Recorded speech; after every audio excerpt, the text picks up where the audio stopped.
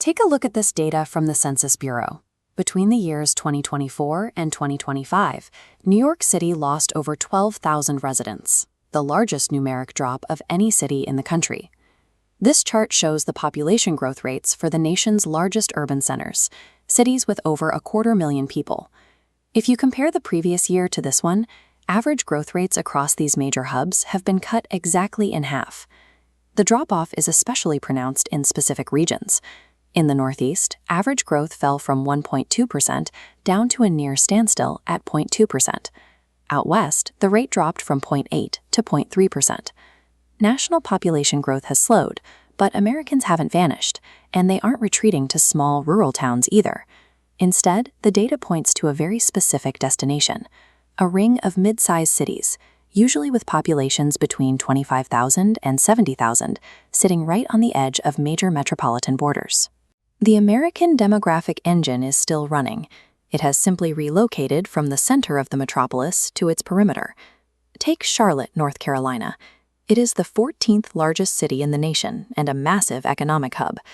Between 2024 and 2025, Charlotte gained over 20,000 residents, leading the country in raw numbers. But in terms of percentage growth, the city was actually outpaced by several of its own neighbors. This map illustrates a 20-mile radius around downtown Charlotte.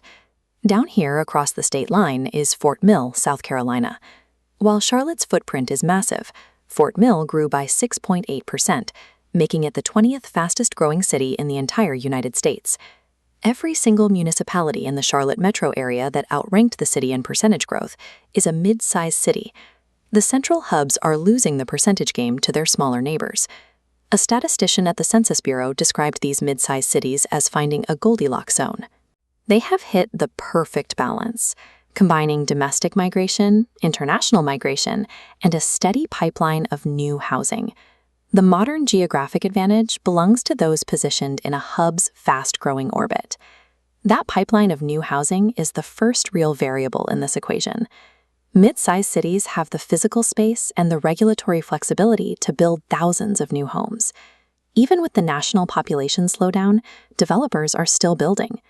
Over a single year, the total U.S. housing stock successfully grew by 1.4 million units. To see where those units are going, look at places like Maricopa County, Arizona. In just 1 year, they added 42,000 residential units. Or look at the percentage extremes. Jasper County, South Carolina, expanded its total housing stock by 8.3%, leading the entire nation by a wide margin. Compare that active expansion to older, established urban cores. Several legacy cities like St. Louis, Missouri, actually saw a net decrease in their available housing units over that same period.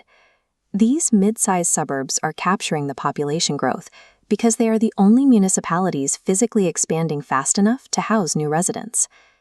The second variable is the path of regional migration. People are steadily moving away from the Northeast and heading toward warm weather destinations. The South completely dominates the current data.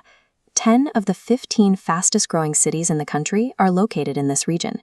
Texas is the epicenter of this shift.